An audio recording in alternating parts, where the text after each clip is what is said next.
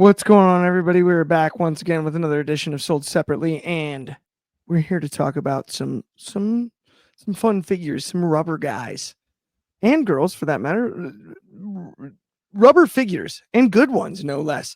First and foremost, I'm going to introduce my co-host, though. I have opinions, Anthony Ricciardi. What's going on? How you doing?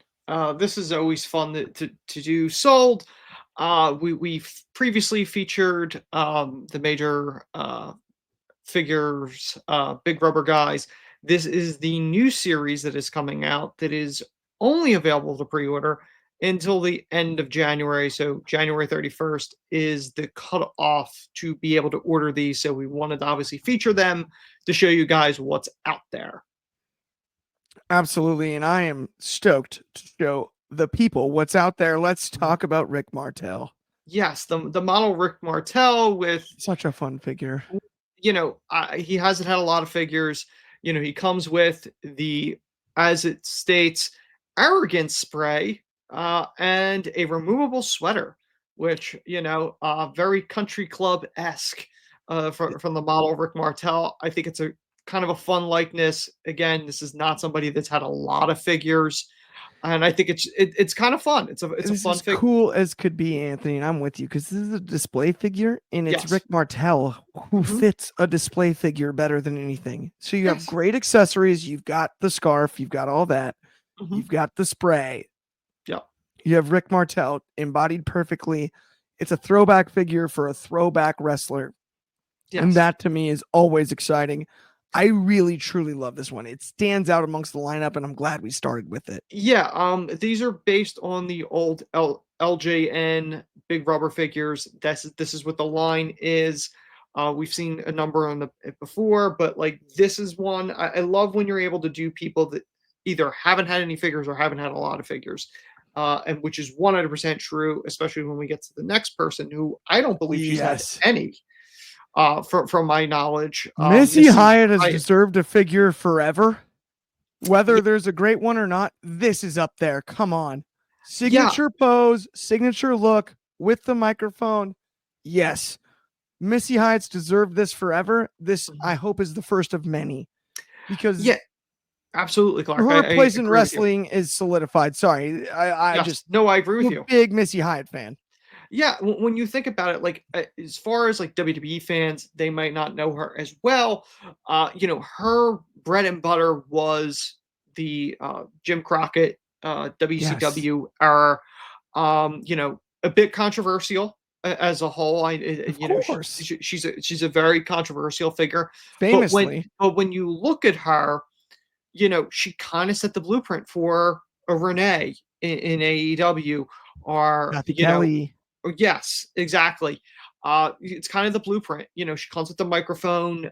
She comes with a soft goods skirt, which I'm not exactly sure what the logic was there because it's rubber. I don't really get the soft good skirt part of this. I thought the whole thing would be rubber because you can come with the potential problems with a removable skirt on a female figure as a whole. That's fair. In the interest of fairness. In interest of fairness, that's kind of an odd choice. If I'm being perfectly honest, though, it reminds me in a lot of ways of April O'Neil from the Ninja Turtles. Because it just reminds me of that era, that 80s era figure, and it cracks me up. But like, it is great that she finally got a figure. I'm with you 100%, and I think this is one of this series that definitely stands out. And I thought Rick Martel did too. But we have two more really good ones to get to. Let's talk about this Tully Blanchard figure. Because I'm excited. It comes with the title belt. This is a good one. Tully is as underrated as they come when it comes to legends. Yes. The king of the I Quit match. A lot of people think it's a number of names. Yes. Whether it's Mankind, Rock, whether it's, Cena and JBL. And Tully Blanchard made the I Quit match what the I Quit match is. Tully is somebody that, in a lot of ways, I think he gets underrated. A legendary member of the Four Horsemen, people that worked with him, much like his daughter, he's had this reputation that may be arrogant or maybe difficult to deal with. I don't know if any of that's true, but there have been those reputations. How could you not be if you're that dang good, right?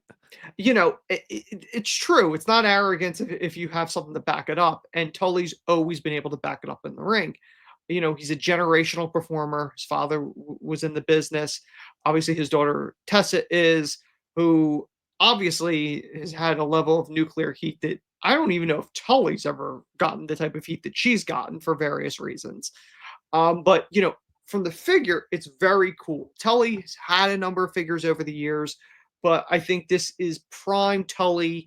The look. This is very much the Four Horsemen era Tully. Yep. Comes with. I mean, he's got the matching trunks with where the logo is placed and Yes. everything. This is Four Horsemen Tully in every way. It comes with the title. They list it as the National Heavyweight Wrestling Championship, obviously because they couldn't use the full name Doesn't bother for me. it. I do believe it is part of. I believe it's one of the NWA titles. It's technically not the NWA World one that people know, but it's one of the territory ones. Tully's. The cool part is the Tully and the one that we will cover as our main event, Arn, is in matching gear.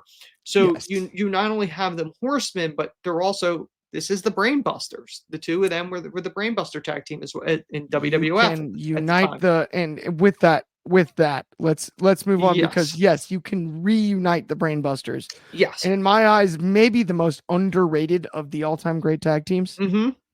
Arn and Tully were not to be messed with. This title, though, I'm interested in. Talk to me about that one, Ant. Yeah, that is the iconic NWA Television Championship, which they still use today. The NWA, the networks, I believe, have changed on the side plates.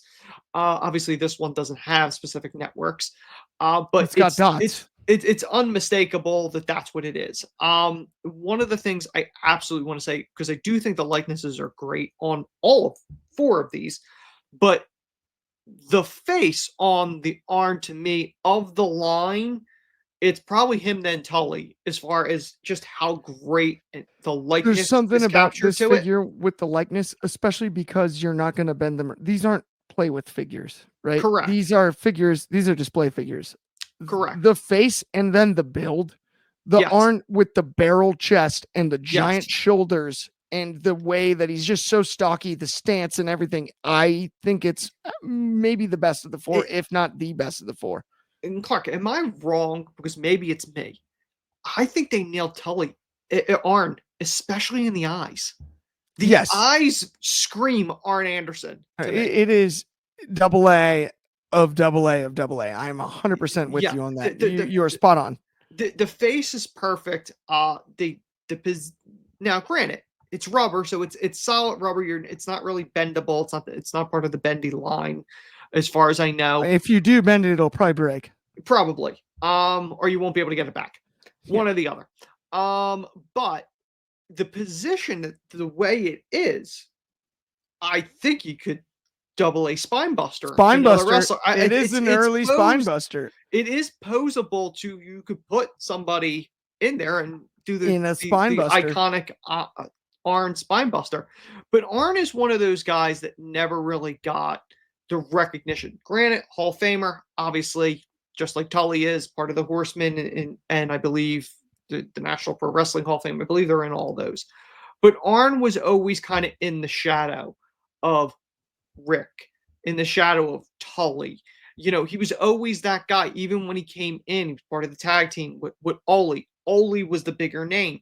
But Arn is one of those performers that legitimately always understood the business and has had a long career behind the scenes in this business as well.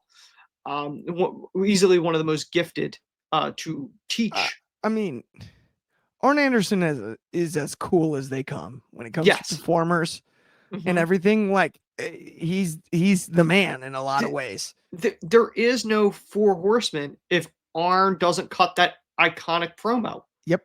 And not only that, what I find is interesting, though, if Arn doesn't have the wherewithal to sort of sit next to and behind Ric Flair, it doesn't happen either. Correct. And that took a lot from Arn, who's a proud dude. Yes. Because Arn would whoop Ric Flair around the yard. Yeah. But the 4 Horsemen made sense because why did they call him the Enforcer? Because he was the nastiest, MFer Mhm. in that in of the four. Yes. That's why he was the enforcer.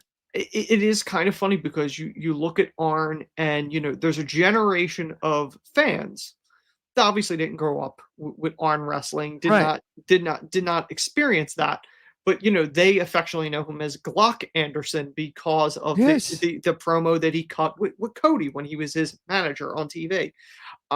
Knowing these people, with the major people, I wouldn't be shocked if you get an Arn somewhere down the road that comes with a gun, Be because it would hysterical. just be kind of funny to do. But this is prime Arn Anderson, and I think it's great to see him because I think a lot of fans just know him with the thin and balding head. He's got hair, He's so God.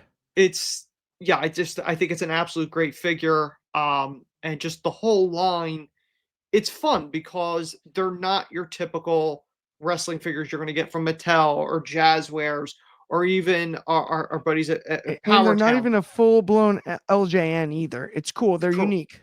Yeah, it's a lot more detailed than the LJNs had back in the day. Yes. Yes. And I agree with you 100%. That does bring us to the end of the show. Yep. Thank you so much, everybody that tuned in. We'll be back with more episodes. Like and subscribe. We will talk to you soon. Stay on tap with everything Wrestling Republic related on the YouTube channel, Instagram, everywhere else. Sold separately. On behalf of me and Anthony, we will talk to everybody soon. Have a great day.